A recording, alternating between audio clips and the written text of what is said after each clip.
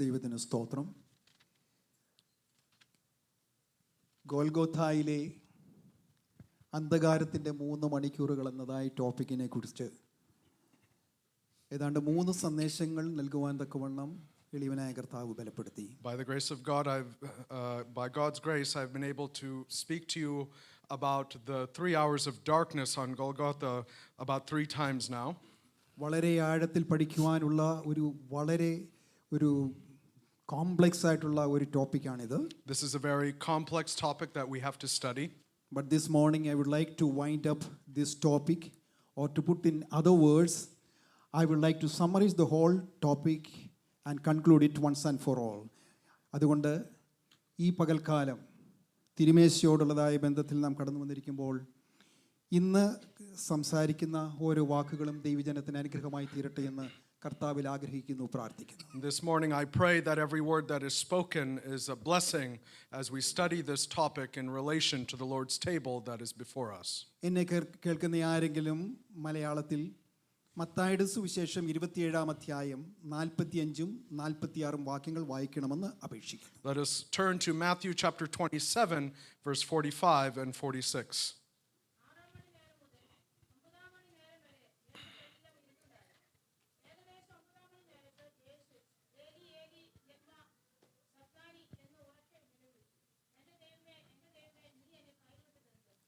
ആറാം മണി നേരം മുതൽ 9-ാം മണി നേരം വരെ ദേശത്തെല്ലാം ഇരുട്ടുണ്ടായി. From the 6th hour till the 9th hour there was darkness in the land. ഏകദേശം 9-ാം മണി നേരത്ത് യേശു ഏലി ഏലി ലമ്മ ശബക്താനി എന്ന് ഉറക്കെ നിലവിളിച്ചു, എൻ്റെ ദൈവമേ എൻ്റെ ദൈവമേ നീ എന്നെ കൈവിട്ടതെന്ത്. And about the 9th hour Jesus cried out with a loud voice saying, Eli Eli lama sabachthani, that is to say, my God, why have you forsaken me. കഴിഞ്ഞ മെസ്സേജുകളിൽ നിന്നും വളരെ ചുരുങ്ങിയ ചില ചിന്തകൾ നിങ്ങളെ ഒന്ന് റിമൈൻഡ് ചെയ്യുവാൻ പറഞ്ഞുകൊണ്ട് ഞാൻ എൻ്റെ വിഷയത്തിലേക്ക് പ്രവേശിക്കുകയാണ്. From the last time I wanted to remind you a few things.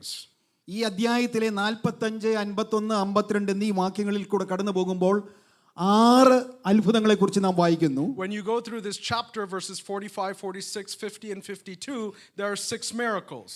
3 മണിക്കൂറുകൾ നീണ്ടുനിന്ന അന്ധകാരം. There's 3 hours of darkness. മന്ദിരത്തിലെ തിരശ്ശീല മേൽ തൊട്ട് അടിയോളം ചിന്തിപ്പോയി, അടിയിൽ നിന്ന് മോളിലോട്ടെല്ലാം മേൽ തൊട്ട് അടിയോളം ചിന്തിപ്പോയി.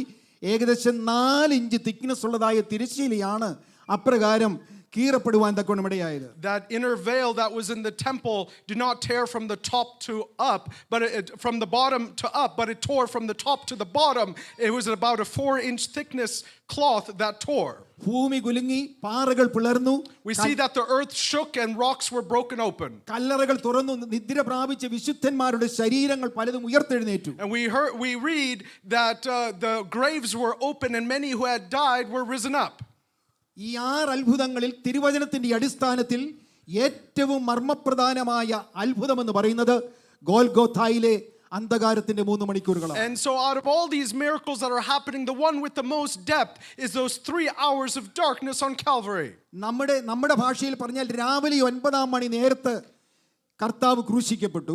In our language, if we say it's in the morning around 9 o'clock that Jesus was crucified. 9 മുതൽ 12 മണി നേരം വരെ പകലിന്റെ വെളിച്ചത്തിൽ കർത്താവ് അനുഭവിച്ചതായ പീഡകൾ, നിന്ദകൾ, പരിഹാസങ്ങൾ തുടങ്ങിയവ ആയിരങ്ങൾ കാണുവാൻ തക്കവണ്ണമിടയായി. And then from 9 in the morning till at noon, Jesus hung on the cross, taking the scorn and the mocking of those who watched his crucifixion.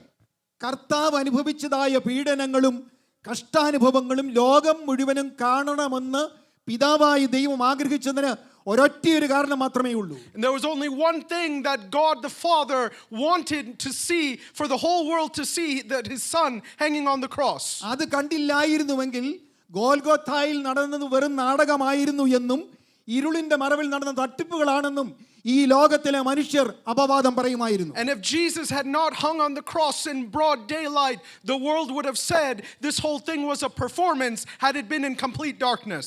എന്നാൽ അത്ഭുതപ്പെടുത്തിക്കൊണ്ട് നട്ടുച്ച നേരത്ത് 12 മണി സമയത്ത് ദേശം മുഴുവനും അന്ധകാരം കൊണ്ട് നിറയുവാനിടയായി. But then we see at 12 at noon that the entire land was filled with darkness. പിന്നീടുള്ളതായ 3 മണിക്കൂറുകളിൽ ഗോൽഗോഥായിൽ നടന്നത് എന്താണെന്ന് ആർക്കും കാണുവാൻ കഴിയാത്ത നിലയിലാണ് അന്ധകാരം മൂടപ്പെടുവാനിടയായത്. And we see for the next 3 hours that none of the world can see that darkness of what happened on Calvary. ആദ്യത്തെ 3 മണിക്കൂറുകളിൽ നടക്കുന്നതെല്ലാം ലോകം കാണണമെന്ന് ആഗ്രഹിച്ച പിതാവായ ദൈവം എന്തുകൊണ്ട് കാൽവരി ക്രൂശിൽ ഗോൽഗോഥാ മലയിൽ ഈ 3 മണിക്കൂറുകൾ അന്ധകാരത്തിൽ മറയ്ക്കുവാൻ തക്കമിടയായി തീർന്നു? Why did God the Father, who wanted the first 3 hours of Jesus on the cross to be public in broad daylight, use the last 3 hours of darkness? ഈ ചോദ്യത്തിന്റെ ഉത്തരമാണ് കർത്താവിൽ ആശ്രയിച്ച് ഈ പകൽക്കാലം നാം കണ്ടെത്തുവാൻ And ആഗ്രഹിക്കുന്നത്. this morning, by the grace of God, we are going to look for that answer to this question.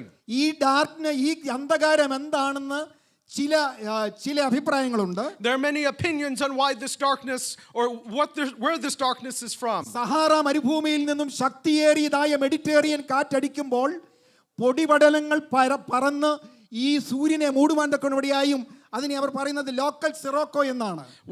One theory is that in the Sahara Desert, all the windstorm picks up the dust and obscures the sun, causing this darkness. എന്നാൽ കുറച്ചുകൂടെ പ്രാധാന്യം അർഹിക്കുന്നതായ ഒരു ചിന്താഗതിയുണ്ട്. അതെന്താണെന്ന് വെച്ച് കഴിഞ്ഞാൽ അന്ന് സൂര്യഗ്രഹണം നടന്നതുകൊണ്ട് ഭൂമി അന്ധകാരം ദേശത്ത് നിറയുവാൻ തക്കവണ്ണമായി തീർന്നു. One other theory is because of the solar eclipse that happened at that time, there was darkness in the land. സൂര്യനെ ഭൂമി ഉൾപ്പെടെയുള്ളതായ 8 ഗ്രഹങ്ങൾ ഇങ്ങനെ പ്രദക്ഷിണം ചെയ്തുകൊണ്ടിരിക്കുകയാണ്. And we know that there are planets, including the earth, 8 planets that are circling the sun. എന്നാൽ ചന്ദ്രൻ ഒരു planet അല്ല, അതൊരു നാച്ചുറൽ സാറ്റലൈറ്റ് ആയതുകൊണ്ട് അത് പ്രദക്ഷിണം ചെയ്യുന്നത് ഭൂമിയെയാണ്. And so because the sun is not a planet, it is a star, it also rotates the earth. അപ്പോൾ ഈ ചന്ദ്രൻ സൂര്യനെ മറക്കുന്ന നിലയിൽ പ്രദക്ഷിണം ചെയ്യുമ്പോൾ ഭൂമിയിലേക്ക് സൂര്യനിൽ നിന്നും പ്രകാശം എത്തുകയില്ല. അങ്ങനെയാണ് ഈ സൂര്യഗ്രഹണം നടക്കുന്നത്. And so this eclipse occurs when the moon comes in between the sun and the earth, causing this darkness in the land. വളരെ പ്രശസ്തരായ ചില ചരിത്രകാരന്മാരും യേശുവിന്റെ ക്രൂശീകരണ സമയത്ത് സൂര്യഗ്രഹണം നടന്നതായിട്ട് അഭിപ്രായപ്പെടുന്നുണ്ട്. And very much the historians of that time who look into the death and the time of Jesus on the cross say that there was an eclipse at that time. എന്നാൽ ഒരു കാരണവശാലും ഈ സമയത്ത് അവിടെ സൂര്യഗ്രഹണം നടക്കുവാൻ ഒരിക്കലും കഴിയുകയില്ല. But surely there cannot be an eclipse exactly at this time in this 3-hour span. Nissan മാസം 1-ാം തീയതി അല്ലെങ്കിൽ നിസാൻ മാസം 14-ാം തീയതി സന്ധ്യാസമയത്താണ് യഹൂദന്മാർ പെസഹ ആചരിക്കുന്നത്. On the 14th day of the first month of Nisan is when the Jewish people celebrate the Passover. Nissan മാസം 15-ാം തീയതി അടുത്ത ദിവസമാണ് അവർ പുളിപ്പില്ലാത്ത അപ്പത്തിന്റെ പെരുന്നാൾ ആഘോഷിക്കുന്നത്. And on the next day they celebrate the feast of unleavened bread. ഈ മാസം നിസാൻ മാസം ആരംഭിക്കുന്നത് ന്യൂ മൂൺ അഥവാ അമാവാസിയോട് കൂടെയാണ്. And the first day of this first month is considered the day of the new moon. ഈ 15-ാം ദിവസം ആകുമ്പോഴേക്കും അർദ്ധപകുതിയിലേക്ക് കടന്നു വരുമ്പോഴേക്കും ഈ ന്യൂ മൂൺ ഒരു ഫുൾ മൂൺ ആയിട്ട് അല്ലെങ്കിൽ പൂർണ്ണ ചന്ദ്രനായിട്ട് അത് മാറുന്നു. And by the 15th day of this month, that new moon becomes the full moon. പൂർണ്ണ ചന്ദ്രൻ ഉദിച്ചു നിൽക്കുന്ന ഒരു ദിവസം ഒരിക്കലും സൂര്യഗ്രഹണം നടക്കുകയില്ല. And certainly on the day that there is a full moon, there cannot be, from an understanding of the solar system, there cannot be a solar eclipse. അപ്പോൾ ഇത് വളരെ വ്യക്തമാണ്. ഇത് പ്രകൃതിയുടെ ഒരു പ്രതിഭാസമായിരുന്നില്ല. അവിടെ നടന്നതായ അന്ധകാരത്തെ 3 മണിക്കൂറിന് മുൻപിൽ പ്രവർത്തിച്ചത് സ്വർഗ്ഗത്തിലെ അദൃശ്യമായ കരങ്ങളായിരുന്നു. And so we understand this surely cannot be a natural phenomenon that happened, this darkness in the land, but it was the hand of God Almighty on earth. ഞാൻ ഇപ്രകാരം പറഞ്ഞതുകൊണ്ട് ഇവിടെ ഇരിക്കുന്ന നിങ്ങൾ എല്ലാവരും വിശ്വസിക്കണമെന്ന് ഞാൻ ഒരിക്കലും പറയുകയില്ല. And so as I say this, I know that you don't always have to believe that. ആരെങ്കിലും എന്തിനെക്കുറിച്ച് ഒരു വ്യാഖ്യാനം പറഞ്ഞു കഴിഞ്ഞാൽ അത് ഏത് ദൈവദാസനാണെങ്കിലും അതെന്തുകൊണ്ടാണ്, അതിന് വചനത്തിന് അടിസ്ഥാനമുണ്ടോ എന്ന് ചോദിക്കുവാൻ ഒരു ദൈവഭക്തൻ അല്ലെങ്കിൽ വിശ്വാസികൾക്ക് അവകാശമുണ്ട്. All of you as children of God have the authority and the right, no matter what man of God comes up here and says something, have a right to look into it and question it. ഈ അന്ധകാരത്തിന്റെ മണിക്കൂറുകളെ കുറിച്ച് ദൈവവചനം എന്ന് പറയുന്നു. And so ഈ അന്ധകാരത്തിന്റെ മണിക്കൂറുകളെ കുറിച്ച് ദൈവവചനം എന്താണ് പറയുന്നത്? what does the word of God say about these hours of darkness? ക്രിസ്തുവിന്റെ ജനനത്തിന് ഏകദേശം 7 ശതാബ്ദങ്ങൾക്ക് മുൻപ് കാൽവരിയിൽ പരമയാഗമാകുവാൻ പോകുന്ന ദൈവത്തിന്റെ കുഞ്ഞാടിനെ വിശ്വാസത്തിന്റെ കണ്ണുകളിലൂടെ കണ്ടുകൊണ്ട് ആമോസ് പ്രവാചകൻ ദൈവാത്മാവിനാൽ ഗോൽഗോഥയിൽ നടക്കുവാൻ പോകുന്ന മഹാത്ഭുതത്തെക്കുറിച്ച് 7 ശതാബ്ദങ്ങൾക്ക് മുൻപേ പ്രവചിക്കുവാൻ തക്കവണ്ണമിടയായി We തീർന്നു. see in many centuries before that Jesus came and died on the cross, the prophet Amos prophesied in his book about the death of Jesus on the cross. ദയവായി ആരെങ്കിലും ആമോസ് പ്രവചനം 8-ാം അധ്യായം 9-ാം വാക്യം വായിക്കണമെന്ന് അപേക്ഷിക്കുന്നു. Let's go to Amos chapter 8. Verse 9.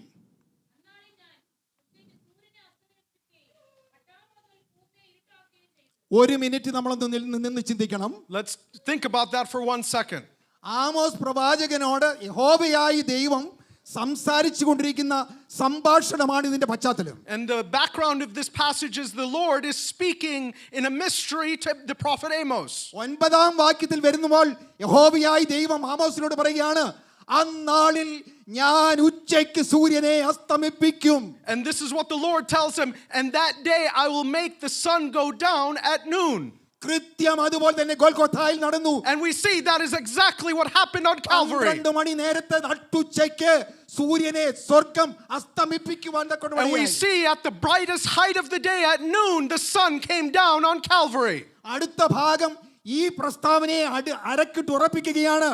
പട്ടാപകൽ ഭൂമിയെ ഇരുളിലാക്കുകയും And ചെയ്യും. the next verse even cements it further. I will darken the earth in broad daylight. പ്രിയ ദൈവജനമേ, കാൽവരിയിലെ അന്ധകാരത്തിന്റെ 3 മണിക്കൂറുകൾ പ്രകൃതിയുടെ ഒരു പ്രതിഭാസമായിരുന്നില്ല. എന്നാൽ 3-ാം സ്വർഗത്തിൽ സിംഹാസനസ്ഥനായവന്റെ അദൃശ്യമായ കരങ്ങൾ ാണ് ആ അത്ഭുതത്തിന് മുൻപിൽ പ്രവർത്തിക്കുവാൻ തക്കവണ്ണമിടയായി. Dear children of God, the sun going down at noon or the darkening of the earth in broad daylight was not a natural phenomenon, but it is done by the one who sits on the throne in the third heaven. യഹൂദ മതത്തിന്റെ മതപരമായ നിയമങ്ങളുടെയും ദൈവശാസ്ത്രത്തിന്റെയും primary സോഴ്സാണ് തൽമൂദ്. And the Talmud is one of the primary sources of Jewish understanding. Babylonian തൽമൂദിൽ ഇപ്രകാരം നമുക്ക് കാണുവാൻ തക്കവണ്ണം കഴിയുന്നുണ്ട്. And in Babylonian Talmud we read this.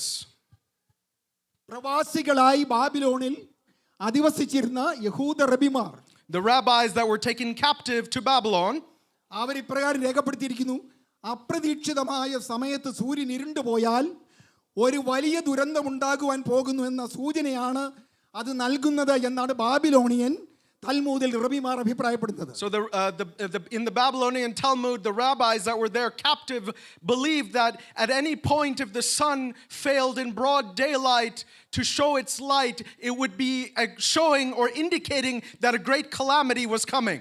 പുത്രനായ ദൈവത്തിന്റെ കാൽവരി മരണം ഒരർത്ഥത്തിൽ ഒരു വലിയ ദുരന്തമായിരുന്നു. And it is true, it is the son of the father of the universe dying on the cross was the greatest calamity. ആ ദുരന്തത്തിന്റെ സൂചനയായിരുന്നു ദേശം മുഴുവനും വ്യാപിച്ചതായ അന്ധകാരം. And it was that great calamity of the sun going dark and causing darkness in the land. എന്നാൽ ഹൃദയത്തിന്റെ ആഴങ്ങളിൽ നിന്ന് ദൈവത്തെ സ്തുതിക്കുവാൻ കഴിയുന്ന ഒരു കാര്യം ഞാൻ പറയട്ടെ. Let me tell you something that should bring you joy from the bottom of your heart.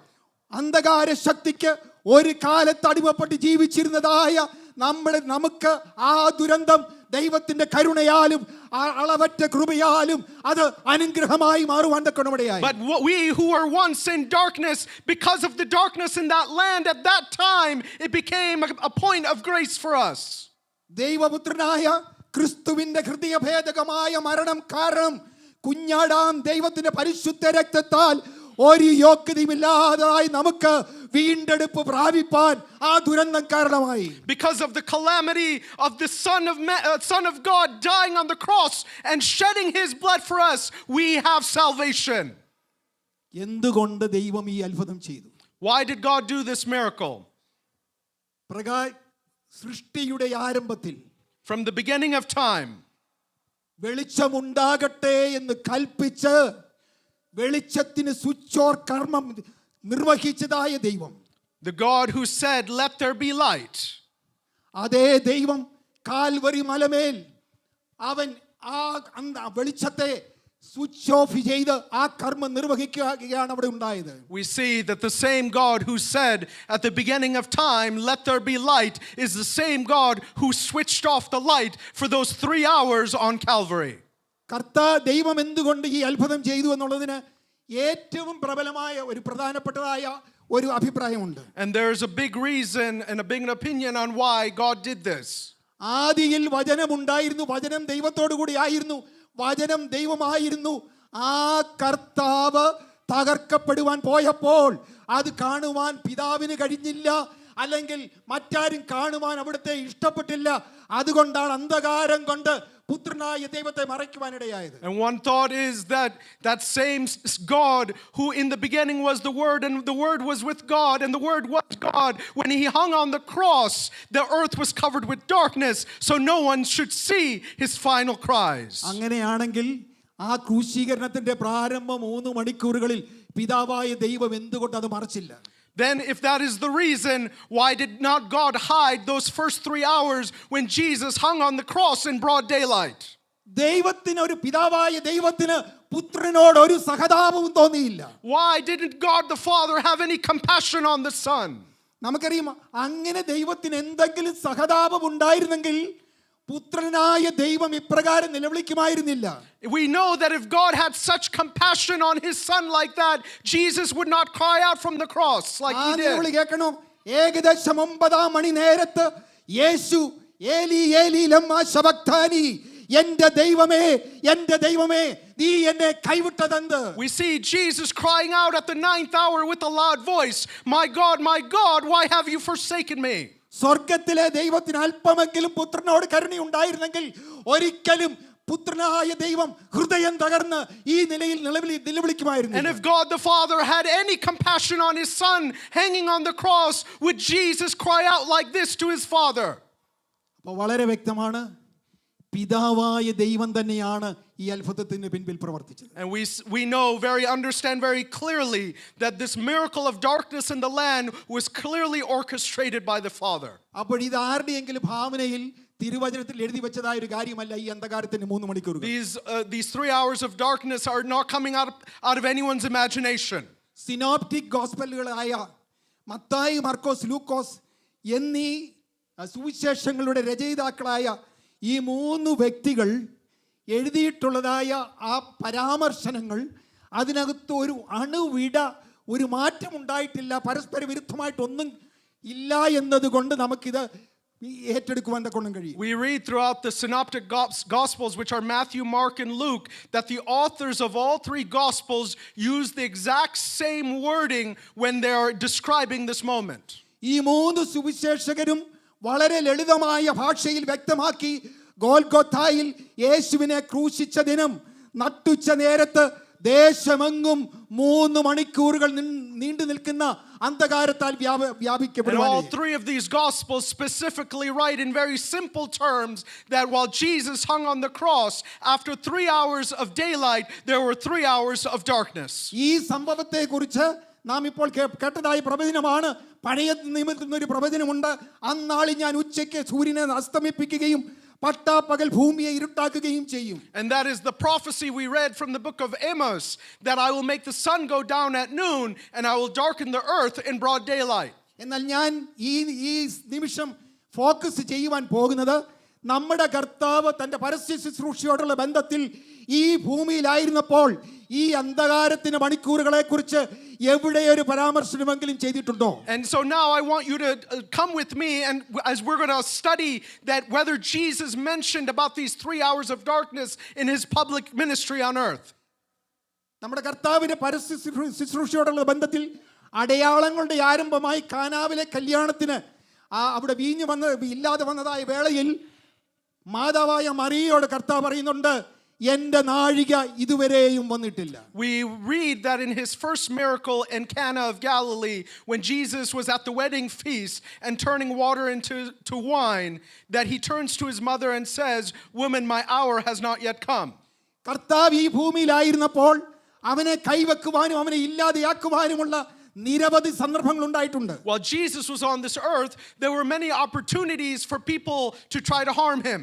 വാക്യങ്ങളൊന്നും വായിക്കാൻ താല്പര്യപ്പെടുന്നില്ല. മത്തായിയുടെ സുവിശേഷം 2-ാം അധ്യായം 13-ാം വാക്യത്തിൽ നാം വായിക്കുന്നത്, അവർ പോയ ശേഷം കർത്താവിന് യോസേഫിന് സ്വപ്നത്തിൽ പ്രത്യക്ഷനായി, നീ എഴുന്നേറ്റ് ശിശുവിനെയും അമ്മയും കൂട്ടിക്കൊണ്ട് മിസ്രൈമിലേക്ക് ഓടിപ്പോയി, ഞാൻ നിന്നോട് പറയുന്നത് വരെ അവിടെ പാർക്കുക, ഹേരോദാവ് ശിശുവിനെ നശിപ്പിക്കേണ്ടതിന് അവനെ അന്വേഷിക്കുവാൻ ഭാവിക്കുന്നു. And we read in Matthew chapter 2 verse 13 that Joseph has a dream. An angel says, "Arise, take the young child and his mother to Egypt and stay there until I bring you word, for Herod is seeking to destroy him." ലൂക്കോസ് 4:28 മുതൽ 30 വരെയുള്ളതായ വാക്യങ്ങളിൽ സിനഗോഗിൽ യേശു പ്രസംഗിച്ചു കൊണ്ടിരുന്നതായ സമയത്ത് അവിടെ കൂടി വന്നവരൊക്കെയും കോപം നിറഞ്ഞവരായി എഴുന്നേറ്റു അവനെ പട്ടണത്തിന് പുറത്താക്കി അവരുടെ പട്ടണം പണിതിരുന്ന മലയുടെ വക്കോളം കൊണ്ടുപോയി തലകീഴായി തള്ളിയിടുവാൻ ഭാവിച്ചു. And we read in Luke chapter 4 where those in the synagogue, when they heard the words that Jesus said, they were filled with wrath and threw him out of the city, and they led him to the top of the hill so they can throw him down from the cliff. യോഹന്നാന്റെ സുവിശേഷം 11-53 വാക്യത്തിൽ നാം ഇപ്രകാരം വായിക്കുന്നു, കർത്താവ് ലാസറിനെ ഉയർപ്പിച്ച ശേഷം അന്നു മുതൽ അവർ അവനെ കൊല്ലുവാൻ ആലോചിച്ചു. We read in John chapter 11 that from the day that after Jesus resurrected Lazarus that they plotted to kill him. എന്നാൽ ഈ സന്ദർഭങ്ങളിൽ ഒന്നും അവനെ കയ്യേറ്റം ചെയ്യുവാനോ ഇല്ലാതാക്കുവാനോ ആർക്കും കഴിഞ്ഞില്ല. But we see in each of these situations that no one was able to harm Jesus. കാരണം പിതാവായ ദൈവത്തിന്റെ നാഴിക വന്നിരുന്നില്ല എന്നാണ് അതിന്റെ വ്യക്തമായ കാരണം. But we know specifically that is because his hour had not yet come. പ്രിയ ദൈവജനമേ, നാം ഈ പകൽക്കാലം മനസ്സിലാക്കേണ്ട ഒരു വലിയ യാഥാർത്ഥ്യമുണ്ട്. There's one big thing what we must understand this morning. ദൈവം നമ്മുടെ ഇഷ്ടം നിറവേറ്റണം, നമുക്ക് സൗകര്യമുള്ള സമയത്ത് നമ്മൾ ആഗ്രഹിക്കുന്ന വിധത്തിൽ ദൈവം പ്രവർത്തിക്കണമെന്ന് ആരെങ്കിലും ആഗ്രഹിക്കുന്നുണ്ടെങ്കിൽ ഒരു കാര്യം വ്യക്തമായി പറയട്ടെ, സ്വർഗസ്ഥനായ ദൈവം നമ്മെ കുറിച്ച് ചില പദ്ധതികളുണ്ട്, ചില പ്ലാനുകളുണ്ട്. അതിന് വിപരീതമായി നാം എത്ര പ്രാർത്ഥിച്ചാലും അത് മാറ്റുവാൻ സ്വർഗം അനുവദിക്കുകയില്ല. We need to understand, if you're sitting here thinking that God, you have to move according to my plan, my convenience, we need to understand that God has much higher plans and nothing can change that. നമ്മുടെ ജീവിതത്തെ കുറിച്ചുള്ള പ്ലാനും പദ്ധതികളും കൃപാവരമുള്ള ദൈവദാസന്മാർ ദീർഘയാഴ്ചകൾ കഠിന ഉപവാസത്തോടെ പ്രാർത്ഥിച്ചാലും അത് മാറ്റുവാൻ ദൈവം ഒരുക്കുകയില്ല. Understand that the plans that God has for us, even if you sit and fast and pray, whatever plans that God has for us is what will happen. എന്താണ് യഥാർത്ഥ പ്രാർത്ഥന? കർത്താവേ, അവിടുത്തെ തിരുഹിതം അടിയങ്ങളുടെ ജീവിതത്തിൽ പൂർത്തിയാക്കുവാൻ അവിടുന്ന് പ്രസാദിക്കണമേ എന്നുള്ള പ്രാർത്ഥനയല്ലാതെ മറ്റൊരു പ്രാർത്ഥനയും സ്വർഗത്തിലെ ദൈവം അംഗീകരിക്കുകയില്ല. But what should be our true prayer? That, dear God, whatever plan, whatever purpose you have for me, let it be fulfilled in my life. ഗെത്സമേനിൽ നടന്നതായ സംഭവത്തെക്കുറിച്ച് ലൂക്കോസ് തന്റെ സുവിശേഷത്തിൽ പരാമർശിക്കുമ്പോൾ മറ്റ് രണ്ട് സുവിശേഷകന്മാർ പരാമർശിക്കാത്ത ഒരു സുപ്രധാനമായ വിവരണം നമുക്ക് അവിടേക്കൊന്ന് ശ്രദ്ധയിത്തിരിക്കാം. Let's turn to a passage that one of the gospels cover that the other two gospels do not look at in detail. ഗെത്സമനയിൽ വെച്ച് യേശുവിനെ ബന്ധിച്ചുകൊണ്ട് എബ്രായ റോമൻ വിചാരണയ്ക്കായി കൊണ്ടുപോകുവാൻ വന്നവരോട് കർത്താവ് പറഞ്ഞൊരു ഭാഗമാണ്. There's a passage that we read when Jesus is being taken in the Garden of Gethsemane. Before he goes in front of the Hebrew court and the Roman court, there are some words that Jesus says. ദയവായി ഈ വാക്യം ആരെങ്കിലും ഒന്ന് വായിക്കണം. ലൂക്കോസിന്റെ സുവിശേഷം 22-52-53 വാക്യങ്ങൾ. Luke chapter 22 verse 52 and 53.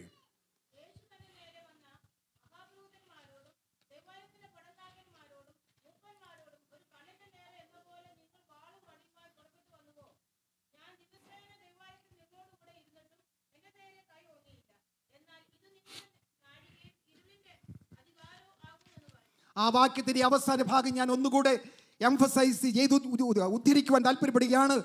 എന്നാൽ ഇത് നിങ്ങളുടെ നാഴികയും ഇരുളിന്റെ അധികാരവുമാകുന്നു. And that last part of verse 53, but this is your hour and the power of darkness. അവനെ ഒടുക്കി കളയുവാൻ അവന്റെ ജനനം മുതൽ രാജാക്കന്മാർ തുടങ്ങി അനേക അല്ലെങ്കിൽ മത നേതാക്കന്മാരൊക്കെയും അവനെ ഒടുക്കിക്കളയുവാൻ തക്കവണ്ണം ശ്രമിച്ചുവെങ്കിലും അതൊരിക്കലും നടന്നില്ല. We see that from the time Jesus was born, even before his birth, there were kings and nobles in the land that wanted to suppress or kill Jesus. തന്നെ അറസ്റ്റ് ചെയ്യുവാൻ തക്കവണ്ണം ഗെത്സമന തോട്ടത്തിലേക്ക് കടന്നു വന്നവരോട് അവിടുന്ന് പറയുന്നത്, എന്നാൽ ഇത് നിങ്ങളുടെ നാഴികയാണ്. But now when the people and the guards have come to the Garden of Gethsemane, he looks at them and says, but now this is your hour. പുത്രനായ ദൈവത്തെ പിതാവായ ദൈവം മനുഷ്യവർഗത്തിന്റെ കരങ്ങളിലേക്ക് വിട്ടുകൊടുക്കുന്നതായ ഒരു അനർഘമായ നിമിഷം. We see this moment where the Father gives up his Son to humanity. അടുത്ത ഭാഗം ഇത് ഇരുളിന്റെ അധികാരവും. And the next passage that says,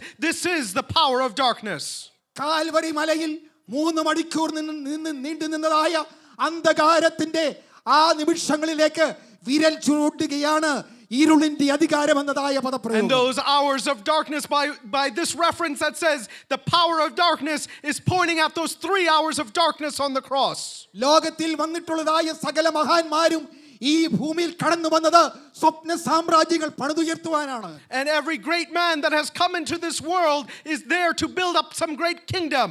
എന്നാൽ ഈ ഭൂമിയിൽ മരിക്കുവാൻ വന്നിട്ടുള്ളവൻ ലോക ചരിത്രത്തിൽ ഒരുവൻ മാത്രമേ ഉള്ളൂ. But there's only one man that came into this earth to do something else. കാലത്തിന്റെ സമ്പൂർണ്ണതയിൽ സ്ത്രീയുടെ സന്തതിയായി ജനിച്ചവനായ ക്രിസ്തു. It is Jesus who came into this earth with the sole purpose of dying, who was born of a woman.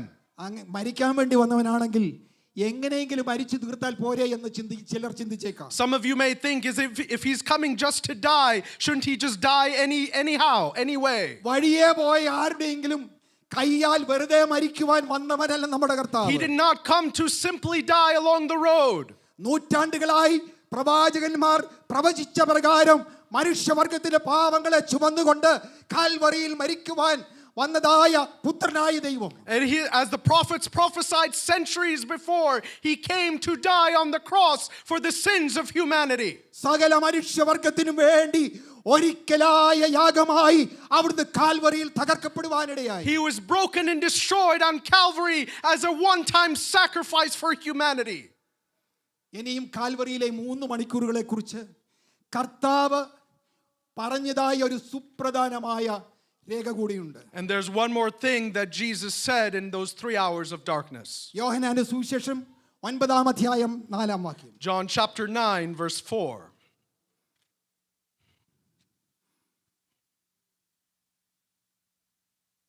യോഹന്നാന്റെ സുവിശേഷം 9-ാം അധ്യായം 4-ാം വാക്യം.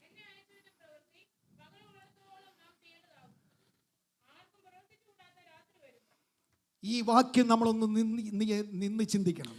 We need to stop and think about this verse. എൻ്റെ ബാല്യപ്രായത്തിൽ പല പ്രഗത്ഭരായ ദൈവദാസന്മാരും ആർക്കും പ്രവർത്തിച്ചു കൂടാത്ത രാത്രി എന്നത് മഹോപദ്രവകാലത്തിലേക്ക് വിരൽ ചൂണ്ടിയതായിട്ട് പല പ്രസംഗങ്ങളും ഞാൻ കേട്ടിട്ടുണ്ട്. In my childhood, I heard many messages from servants of God who have used this verse about the night coming when no one can work, and using it saying this is a verse alluding to the tribulation time. പ്രഗത്ഭന്മാർ പ്രസംഗിക്കുമ്പോൾ നമ്മൾ അതെല്ലാം അതങ്ങ് ഏറ്റെടുക്കും, ഉൾക്കൊള്ളും, നമ്മൾ അതുകൊണ്ട് അങ്ങ് മുമ്പോട്ട് പോകും. Many times when great men of God preach, we just accept it and move on. അവരെ ആരെയും ഞാൻ കുറ്റപ്പെടുത്തുന്നില്ല. But I'm not blaming them. അവരൊക്കെ അനുഗ്രഹിക്കപ്പെട്ട ദൈവദാസന്മാരാണ്. നമ്മുടെ ആത്മീക വളർച്ചയ്ക്കുള്ള വിലപ്പെട്ടതായ മർമ്മങ്ങളൊക്കെയും നമുക്ക് ഷെയർ ചെയ്തവരാണ്. Those were blessed men of God who shared many things for our spiritual growth. ദൈവസന്നിധിയിൽ ഞാൻ ഈ വാക്യം എൻ്റെ ഹൃദയത്തെ പിടിച്ചു നിർത്തി. And as I read this verse caught my attention. അല്പസമയം ധ്യാനത്തിൽ ഞാൻ ആയിരുന്ന സമയത്ത് ഈ വാക്യം ദൈവസന്നിധിയിൽ കരങ്ങളിൽ ഫലമേൽപ്പിച്ച് പ്രാർത്ഥിച്ചു. And so in my time of prayer meditation, I put this verse forward. ഇത് പൂർണ്ണമായി നിങ്ങൾ ആരും ഉൾക്കൊള്ളണമെന്ന് ഞാൻ നിർബന്ധിക്കുന്നില്ല, എങ്കിലും ദൈവത്തിന്റെ പരിശുദ്ധാത്മാവ് എനിക്ക് നൽകിയ വെളിച്ചത്തിനനുസരിച്ച് ഞാൻ മനസ്സിലാക്കിയതായ വസ്തുത നിങ്ങളുമായി പങ്കുവയ്ക്കുവാൻ. Well, let me share what the Holy Spirit has opened this passage to me so I can share it to you. ഇവിടെ പറയുന്നത് ആർക്കും പ്രവർത്തിച്ചു കൂടാത്ത രാത്രി വരുന്നു. There is a night when no one can work that is coming. 7 വർഷങ്ങൾ നീണ്ടു നിന്ന മഹോപദ്രവ കാലത്തെക്കുറിച്ചായിരുന്നു കർത്താവ് പരാമർശിച്ചിരുന്നത് എങ്കിൽ ആർക്കും കൂടാത്ത രാത്രി എന്നതിന് പകരം ആർക്കും കൂടാത്ത രാത്രികളെന്ന് വ്യക്തമായി എഴുതുമായിരുന്നു. If Jesus was talking about the tribulation time, when he was talking about the nights that no one could work, he would have rather said the nights that no one could work as plural, not the night that no one could work. അപ്പോൾ വളരെ വ്യക്തമാണ് ഇത് മഹോപദ്രവകാലത്തെക്കുറിച്ചല്ല കർത്താവ് പറഞ്ഞത്. So it's very clear that Jesus is not talking about the tribulation time. ഒരു മനുഷ്യനും പ്രവർത്തിക്കുവാൻ കഴിയാത്ത ഒരു രാത്രി. There is a night coming that no man can work. സ്വർഗസ്ഥനായ ദൈവത്തിന് മാത്രം പ്രവർത്തിക്കുവാൻ കഴിയാത്ത ഒരു രാത്രി. And only at a time when the God of heaven can work. അങ്ങനെയാണെന്നുണ്ടെങ്കിൽ കാൽവറിയിലെ അന്ധകാരത്തിന്റെ മണിക്കൂറുകൾ യാദൃച്ഛികമല്ല, അത് ദൈവത്താൽ തന്നെ സംഭവിച്ചത്. So we understand that the 3 hours of darkness on Calvary were not coincidental, but done by the work of the God of heaven. ഇനിയും അതിന്റെ ആദ്യത്തെ ഭാഗം കൂടെ നമുക്കൊന്ന് ചിന്തിക്കാം. Now let us look at the beginning part of that. എന്നെ അയച്ചവന്റെ പ്രവൃത്തി പകലുള്ളിടത്തോളം നാം ചെയ്യേണ്ടതാകുന്നു. I must work the works of him who sent me while it is day. യേശുവും ശിഷ്യന്മാരുമായിട്ടുള്ളതായ വ്യക്തിപരമായ ഒരു സംഭാഷണത്തിൽ കർത്താവ് പറയുകയാണ്, എന്നെ അയച്ചവന്റെ പ്രവൃത്തി നാം ഒരുമിച്ച് ചെയ്യേണ്ടതാകുന്നു. And in a private conversation that Jesus is having with his disciples, he is telling them, I must work the works of him who has sent me while it is day. നൂറ്റാണ്ടുകൾക്ക് ശേഷം സംഭവിക്കുവാൻ പോകുന്ന മഹോപദ്രവ കാലത്തെക്കുറിച്ചല്ല, നാം ഒരുമിച്ച് ചെയ്തു തീർക്കേണ്ടതായ ഒരു വസ്തുതയെക്കുറിച്ചാണ്. അത് കർത്താവിന്റെ പരസ്യ ശുശ്രൂഷയിൽ തന്നെ സംഭവിക്കേണ്ടതാണ് എന്നാണ് കർത്താവ് അവിടെ ഊന്നി പറഞ്ഞത്. Jesus was not talking about some events that should happen way beyond in the future. He's talking about their public ministry together. ഇനിയും ഈ 3 മണിക്കൂറുകൾ എന്തുകൊണ്ട് സംഭവിച്ചു? And now, why did these 3 hours of darkness, why did they have to happen? അത് മർമ്മപ്രധാനമായ ഒരു വിഷയമാണ്. It is a very depth and mysterious topic. ദൈവികമായ ന്യായവിധിയുടെ പ്രതീകമാണ് അന്ധകാരം. And that darkness is foreshadowing the judgment of God. ദൈവികമായ ന്യായവിധിയെക്കുറിച്ച് യെശയ്യാ പ്രവാചകനും യോവേൽ പ്രവചകനും Amos സഫന്യാവ് തുടങ്ങിയ പ്രവാചകന്മാർ നിരവധി പ്രാവശ്യം പ്രവചിച്ചിട്ടുണ്ട്. And we see the darkness and the judgment of God in various prophets from Isaiah to Amos to Joel. ദൈവത്തിന്റെ രക്ഷ വെളിച്ചമാണെന്നുണ്ടെങ്കിൽ ദൈവിക ന്യായവിധി എന്ന് പറയുന്നത് അത് പൂർണ്ണമായ അന്ധകാരമാണ്. If we know that God's righteousness is the light, then we truly understand that God's judgment is darkness. Calvary മലയും അവിടെ ഉയർന്നതായ മരക്കുരിശും ദൈവിക ന്യായവിധിയുടെ പ്രതീകമായിട്ട് നിലകൊള്ളുന്നു. We see that the cross that is standing on Calvary symbolizes the judgment of the Father. ദൈവികമായ ന്യായവിധി ഒരു സ്ഥാനത്തേക്ക് ഇറങ്ങി വന്നാൽ അവിടെ സൂര്യനോ ചന്ദ്രനോ നക്ഷത്രങ്ങൾക്കോ പ്രകാശിക്കുവാൻ കഴിയില്ല, അവിടെ ഒരിക്കലും വെളിച്ചമുണ്ടാകുകയില്ല. We know that wherever the judgment of God comes down, there can be no sun or light or stars that can shine in that area. ദൈവിക ന്യായവിധി നടക്കുമ്പോൾ അവിടെ അന്ധകാരം ഇറങ്ങി വരുന്നു എങ്കിൽ പുത്രനായ ദൈവത്തിന്റെ മേൽ അവിടുത്തെ ക്രോധകലശം അവിടുന്ന് ഒഴിച്ചപ്പോൾ അന്ധകാരത്താൽ ഭൂമി നിറയുവാൻ തക്കണമിടയായി. We see that when that time of judgment came down on Calvary and that cup of punishment fell on the son Jesus as he hung on the cross, that there was darkness in the land. പക്ഷേ ഇവിടെ ഒരു വൈരുദ്ധ്യമുണ്ട്.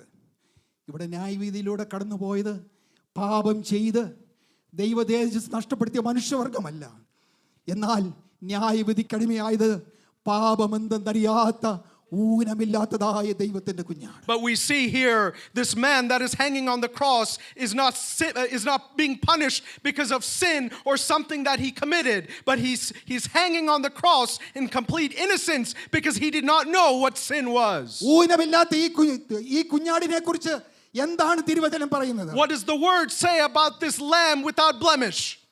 എബ്രായ ലേഖനം 7:26 വായിക്കുന്നു, ഇങ്ങനെയുള്ള മഹാപുരോഹിതനല്ലോ നമുക്ക് വേണ്ടിയത്, പവിത്രൻ, നിർദോഷൻ, നിർമ്മലൻ, പാപികളോട് വേറിട്ടവൻ, സ്വർഗ്ഗത്തെക്കാൾ ഉന്നതനായി തീർന്നു. Hebrews chapter 7 verse 26 says, for such a high priest was fitting for us, who is holy, harmless, undefiled, separate from sinners, and become higher than the heavens. എബ്രായ ലേഖനം 4:15 വായിക്കുന്നു, നമുക്കുള്ളതായ മഹാപുരോഹിതൻ നമ്മുടെ ബലഹീനതകളിൽ സഹതാപം കാണിക്കുവാൻ കഴിയാത്തവനല്ല, പാപമൊഴികെ സർവത്തിൽ നമുക്ക് തുല്യമായി പരീക്ഷിക്കപ്പെട്ടവനത്രേ നമുക്കുള്ളത്. Hebrews 4:15 says, we do not have a high priest who cannot sympathize with our weakness, but was in all points tempted as we are, yet without sin. അപ്പോൾ അന്ധകാരത്തിൽ ഗോൽഗോഥ മറഞ്ഞപ്പോൾ അവിടെ എന്താണ് വാസ്തവത്തിൽ സംഭവിച്ചത്? So when darkness was covering Calvary, what truly happened? ദൈവത്തിന്റെ ക്രോധം. It was the punishment of God, the wrath of God. പിതാവായ ദൈവത്തിന്റെ ക്രോധകലശത്തിൽ നിന്ന് ക്രോധം പുത്രനായ ദൈവത്തിന്റെ ശിരസിലേക്ക് അണപൊട്ടി ഒഴുകുവാൻ തുടങ്ങി. That cup of wrath poured out from God the Father onto the forehead of the Son on the cross. ദൈവം എത്രയോ കൊടുംപാപികളുടെ പാപങ്ങളെ ക്ഷമിച്ചു, പക്ഷെങ്കിൽ പുത്രനോട് കരുണ കാണിക്കാതെ ആ നിലയിൽ ക്രോധകലശം ഒഴിക്കുവാൻ ദൈവത്തിന് കഴിയുമോ? How can God the Father, who forgives many great sinners, pour out his wrath on his own Son on the cross? വളരെ വ്യക്തമായ ഒരു സൂചന തരട്ടെ. നമുക്ക് സുപരിചിതമായ വാക്യമാണ് യെശയ്യാ 53 അധ്യായം 10 വാക്യം. എന്നാൽ അവനെ തകർത്ത് കളയുവാൻ തക്കവണ്ണം യഹോവയ്ക്ക് ഇഷ്ടം. We know this verse very clearly from the prophet Isaiah chapter 53 verse 10. It pleased the Lord to bruise him. സ്വർഗത്തിലെ ദൈവം, മൂന്നാം സ്വർഗത്തിൽ സിംഹാസനസ്ഥനായവൻ മനസ്സോടെ ചെയ്ത ഒരു പ്രവൃത്തിയല്ല, എന്നാൽ അവനെ തകർത്ത് കളയുവാൻ തക്കവണ്ണം പിതാവായ ദൈവത്തിന് ഇഷ്ടം തോന്നി. We see willingly the God of heaven who sits on the in the thrones of the highest heaven says, it pleased the Lord to bruise him. ഗോൽഗോഥായിൽ കാണുന്ന ഒരു പ്രത്യേക സന്ദർഭമുണ്ട്. We see the specific moment on Calvary. 22 സങ്കീർത്തനം 11 വാക്യം. Psalm 22 verse 11. കഷ്ടമടുത്തിരിക്കിയാൽ എന്നെ വിട്ടകന്നിരിക്കരുതേ. For trouble is near, do not be far from me. സഹായിപ്പാൻ മറ്റാരുമില്ലല്ലോ. Because there is no one to help. ആ ഹൃദയം തകർന്ന് നിലവിളിക്കുന്നത് പുത്രനായ ദൈവമാണ്. And it is that son who is crying out this cry from the bottom of his heart. പ്രസംഗികളുടെ പ്രഭുവായ C.H. Spurgeon അപ്പോൾ ഈ 3 മണിക്കൂറിൽ സംഭവിച്ചതായ വിഷയങ്ങൾ ഞാൻ മനസ്സിലാക്കിയതിന്റെ വെളിച്ചത്തിൽ എൻ്റെ ഭാവനയിൽ ഞാനൊന്ന് പ്രസന്റ് ചെയ്യുകയാണ്. And so let me present to you it from my understanding and the thoughts of C.H. Spurgeon, who was one of the greatest orators and expository preachers, how he explained the 3 hours of darkness. 3 മണിക്കൂറിന്റെ അന്ധകാരത്തിന്റെ നിമിഷങ്ങളിൽ പിശാച് യേശുവിന്റെ അടുത്തെത്തിയതായിട്ടാണ് C.H. Spurgeon പറയുന്നത്. Spurgeon says that in those 3 hours of darkness the devil came up to Jesus. പിശാച് യേശുവിന്റെ കാതിൽ മന്ത്രിച്ചു. അദ്ദേഹം പറയുന്നു, മറിയയുടെ മകനേ. And he says that the devil came up to Jesus' ear and said, "O son of Mary." ഒരു പുത്രൻ ഇതുപോലെ ഒരു അപമാനം എന്ന് പറയുന്നത് ഒരിക്കലും ഉൾക്കൊള്ളുവാൻ കഴിയാത്തൊരു അപമാനമാണ്. അവനോട് പറയുകയാണ്, നിനക്ക് പിതാവില്ലാത്തവനാണ്, നീ മറിയയുടെ മകനാണ്. You are one without a father, you are the son of Mary. ആ മണിക്കൂറുകളിൽ പരിഹാസ ചിരിയുമായി അവഹേളന ചിരിയുമായി കർത്താവിന്റെ അടുത്തെത്തിയതായ ആ പിശാച്. And so during those moments of suffering when Jesus was being mocked, as the devil came into the ear of Jesus, അപ്പോൾ ആ വ്യക്തിയോട് ഇപ്രകാരം പറയുകയാണെന്ന് ഞാൻ കരുതുന്നു. ഈ പിശാച് കർത്താവ് ബന്ധിക്കപ്പെട്ട് കിടക്കുകയാണ്, ക്രൂശിന്മേൽ കിടക്കുകയാണ്. അടുത്തെന്ന് വെച്ച് പറഞ്ഞു, വർഷങ്ങൾക്ക് മുൻപ്, ഏകദേശം 3 വർഷങ്ങൾക്ക് മുൻപ് യഹൂദ മരുഭൂമിയിൽ നിന്റെ ഉപവാസം കഴിഞ്ഞപ്പോൾ ഞാൻ നിന്റെ അടുക്കൽ എത്തുവാൻ തക്കവണ്ണം ഇടയായി തീർന്നു. And so C.H. Spurgeon said it like this: as Jesus is hanging on the cross, tied up and unable to move, the devil is coming into his ear and saying, "You remember many years ago when you were fasting and praying in the wilderness of Judea." ഞാൻ നിന്നെ കൂട്ടിക്കൊണ്ട് ഏറ്റവും ഉയർന്നൊരു മലമേൽ കൊണ്ടുപോകുവാൻ ഇടയായി. And the devil said, "At that time I took you onto a high hill." അവിടെ നിന്നുകൊണ്ട് ഞാൻ ലോകത്തിലുള്ള സകല രാജ്യങ്ങളെയും അവയുടെ മഹത്വത്തെയും നിന്നെ കാണിച്ചു. And so while you stood on that hill, I showed you the greatness of all the kingdoms of the world. ഞാൻ നിന്നോട് പറഞ്ഞു, നീ ഒരിക്കലും ക്രൂശിൽ മരിക്കേണ്ട, അതുപോലെ തന്നെ ലോകത്തിന് മുൻപിൽ നീ അപമാനിക്കപ്പെടേണ്ട. And I told you at that time, you never have to die and suffer all this shame in front of the world. ഞാൻ വളരെ ആരും അറിയാത്തൊരു ഷോർട്ട് കട്ട് നിനക്ക് പറഞ്ഞു തരാം. I gave you this shortcut. നിനക്ക് നഷ്ടപ്പെട്ടതെല്ലാം ഞാൻ സൗജന്യമായി മടക്കി തരാം. And everything that you have lost, I can give back to you. എന്നാൽ നീ ഒരു പ്രാവശ്യം എന്നെ ഒന്ന് വീണ് നമസ്കരിക്കണം. But you just have to bow down to me for one time. ഞാൻ നിന്റെ കാല് പിടിച്ച് അപേക്ഷിച്ചു. And I begged for you to do that. ഈ മരുഭൂമിയിൽ ആരും അത് കാണുകയില്ല. No one in the wilderness would have seen it. ഒരായുഷ്കാലം മുഴുവനും നീ എൻ്റെ മുൻപിൽ വീണ് വണങ്ങണമെന്ന് ഞാൻ ആവശ്യപ്പെട്ടില്ല. And I didn't ask you to bow down to me ever again. ഒരിക്കൽ ഒരു പ്രാവശ്യം മാത്രം നീ എൻ്റെ പാദത്തിങ്കൽ വീണ് നമസ്കരിക്കണമെന്ന് മാത്രമേ ഞാൻ നിന്നോട് ആവശ്യപ്പെട്ടുള്ളൂ. I just asked you to bow down to me just the one time. പക്ഷേ നീ കേട്ടില്ല. But you didn't listen to me. നിന്റെ അഹങ്കാരം അവസാനിപ്പിക്കുവാൻ ഞാൻ കാത്തിരിക്കുകയായിരുന്നു. And so I was waiting to end your arrogance.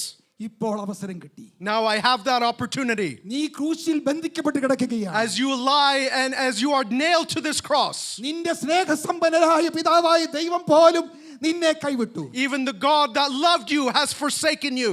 നിനക്കിനി ഒന്നും ചെയ്യുവാൻ Now കഴിയില്ല. you have nothing to do. ഇനി ഞാൻ നിന്നോട് എന്റെ പ്ലാൻ പറയാം. Now let me tell you my plan. നീ മരിക്കും, നിന്റെ ആൾക്കാർ ആരെങ്കിലും നിന്നെ അടക്കും. And you will die and one of your people will bury you. എന്നാൽ നീ ഓർത്തു നോക്കിക്കോ, നീ ഒരിക്കലും ഉയർത്തെഴുന്നേൽക്കുകയില്ല. But understand and remember, you will never be resurrected. നിന്റെ നീ കല്ലറയിൽ നിന്ന് പുറത്തു വരുവാൻ കഴിയാതെ ആ കല്ലറ ഉറപ്പിക്കുവാൻ ഞാൻ നേരത്തെ എല്ലാ കാര്യങ്ങളും And I have ക്രമീകരിച്ചിരിക്കുന്നു. made the preparations to seal the tomb where you will be buried so that you will never come out. Roman ചക്രവർത്തിയും എന്റെ വിശ്വസ്തനുമായ ടൈബീരിയസ് സീസറെ കൊണ്ട് അവന്റെ മുദ്രമോതിരം കൊണ്ട് ഞാനത് സീൽ ചെയ്യുവാൻ And ക്രമീകരിച്ചിരിക്കുകയാണ്. I have arranged that my friend Tiberius Caesar, the emperor of Rome, will seal that tomb shut. ആ കല്ലറ ഒരിക്കലും തുറക്കുകയില്ല. പിന്നെ പുത്രനായ ദൈവം എന്നൊരു വ്യക്തി ഈ ഭൂമിയിലോ സ്വർഗത്തിലോ ഉണ്ടാകുകയില്ല. That grave will never open, so that on earth or in heaven there will be no such thing as the Son of God. സ്വർഗത്തിൽ വസിക്കുന്നവൻ ചിരിക്കുന്നു, കർത്താവ് അവരെ പരിഹസിക്കുന്നു. And so we read that the one who sits in heaven is laughing and he holds them in derision.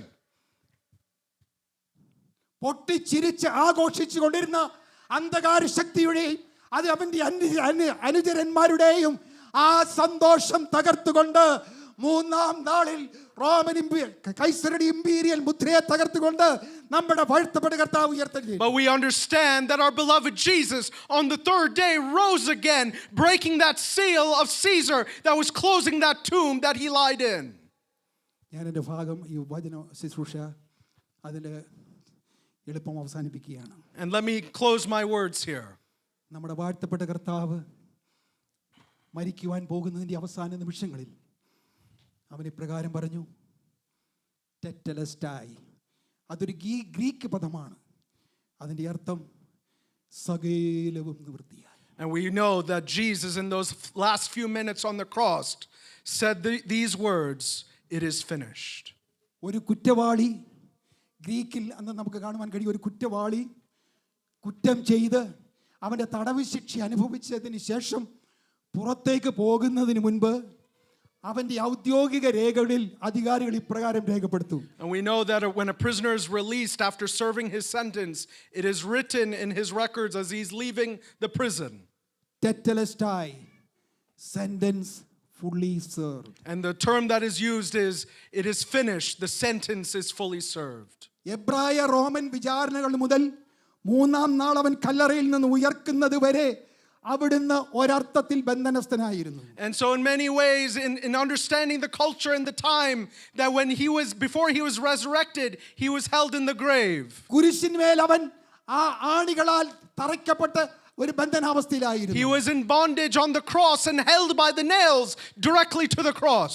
പാറയിൽ വെട്ടിയെടുത്തതായ ആ കല്ലറയ്ക്കുള്ളിൽ അവൻ ബന്ധനസ്ഥനായിരുന്നു. And he was held in that grave that was cut out of stone in the ground. എന്നാൽ കല്ലറയെ ഭേദിച്ച് ഉയർത്തെഴുന്നേറ്റ് വന്നപ്പോൾ പിതാവായ ദൈവം തന്റെ സ്വർഗീയ രേഖകളിൽ രേഖപ്പെടുത്തി, Tetelestai, sentence fully served. But when he came out of the grave and came up and was resurrected, God the Father said, it is finished. അന്നത്തെ കാലത്ത് ഗ്രീസിലൊക്കെ ഷോപ്പിൽ എന്തെങ്കിലും സാധനങ്ങൾ വാങ്ങിക്കുവാൻ പോകുമ്പോൾ കാഷ്യർക്ക് പണം കൊടുക്കുന്ന വേളയിൽ ആ ബില്ലിൽ അദ്ദേഹം രേഖപ്പെടുത്തും ടെറ്റലസ്റ്റായി. അതിൻ്റെ അർത്ഥം paid in full. At that time, when people would go to the store and buy something, they would the store owner would write on the receipt, it is paid in full. മനുഷ്യവർഗത്തെ വിലയ്ക്ക് വാങ്ങുവാൻ വേണ്ടി കാൽവരിയിൽ ഒഴുക്കിയ പരിശുദ്ധ രക്തവുമായി പിതാവിൻ്റെ സന്നിധിയിലേക്ക് പുത്രനായ ദൈവം കയറി ചെന്ന് ആ വിശുദ്ധ രക്തം പിതൃസന്നിധിയിൽ മനുഷ്യവർഗത്തിൻ്റെ വിലയായി സമർപ്പിച്ചപ്പോൾ പിതാവായ ദൈവം തൻ്റെ സ്വർഗീയ രേഖകൾ എഴുതി ചേർത്തു, paid in full. When God the Father accepted Jesus the Son, who resurrected from this earth, and as Jesus came into heaven and sat at the right hand of the Father with the precious blood that was shed on the cross, God the Father said, it is paid in full.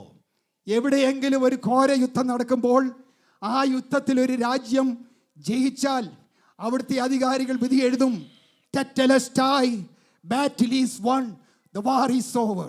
And when there is a war and the battle is finished and they come back home, they will write in their records, the battle is over, the war is won, it is finished. കാൽവറിയിലെ പീഡാനുഭവങ്ങളുടെയും അന്ധകാരത്തിന്റെ 3 മണിക്കൂറുകളിൽ പൈശാചിക ശക്തിയോട് പോരാടി ജയം പ്രാപിച്ച് പിതാവിന്റെ സന്നിധിയിലെത്തിയപ്പോൾ പിതാവ് സ്വർഗീയ രേഖകളിൽ രേഖപ്പെടുത്തി, the battle is won, the war is over. And after those 3 hours of darkness and where Jesus suffered on the cross, when he came to the Father, it was written in the records of heaven, the battle is over, it is finished. പ്രിയ ദൈവജനമേ, ഞാനൊരു കാര്യം ഈ പകൽക്കാലം ഓർപ്പിക്കുവാൻ താല്പര്യപ്പെടുകയാണ്. Let me remind you something, dear church, this morning. സ്വർഗസ്ഥനായ ദൈവത്തിന്റെ കാര്യ പരിപാടിയിലെ ഇന്ന് വരെയും നടന്നിട്ടുള്ളതിൽ ഏറ്റവും വലിയ പ്രോജക്റ്റ് എന്താണെന്ന് അറിയാമോ? You know what was the greatest project that God did in the history of humanity?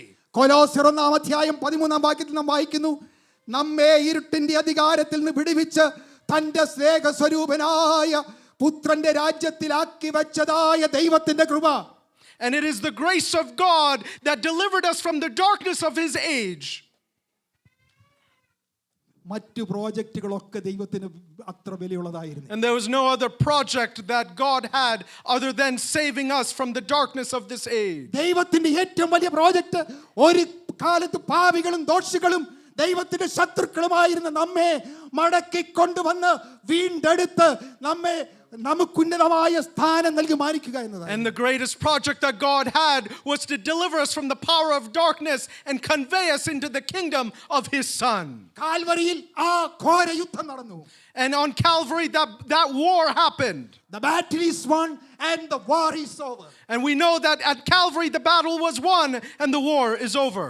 ദൈവമായ കർത്താവ് ഈ വചനങ്ങളാൽ നമ്മെ അനുഗ്രഹിക്കട്ടെ. May God bless us with these words.